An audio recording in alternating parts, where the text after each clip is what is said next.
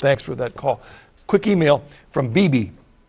And he or she writes, I'm not sure who BB is, how much of a role has the Blessed Virgin Mary played in your conversion to the Catholic Church? Are there any scriptures in the Old or New Testaments that have led you towards Marian devotion? I would say that the Marian devotion that most awakened my wife Marilyn and I to the trustworthiness of the church was in fact Our Lady of Guadalupe. See, we grew up as Americans, never heard of Our Lady of Guadalupe. We only centered on the Reformation and what a great blessing the Reformation was to free us from the, quote, whore of Babylon. And we would always emphasize how many Catholics left the church and became Protestants.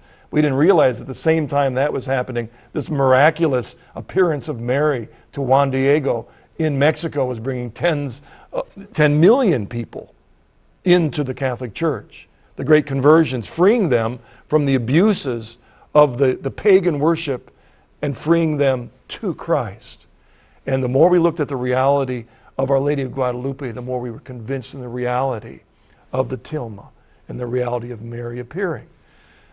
For me, also the connection of Mary in Revelation, the woman with the stars, as she's portrayed in the tilma, but also that woman with the woman in Genesis who will crush the head of the serpent.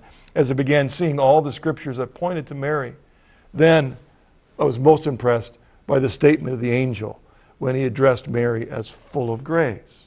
Full of grace. It angers me when I even see Catholic committees retranslating the Bible to say, "Oh, favored one," when in fact the most clear translation of the Bible is full of grace. Let me ask you this. How full is full? Full of grace. I'm not full of grace.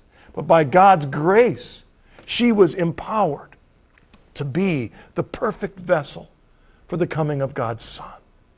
That was God's grace.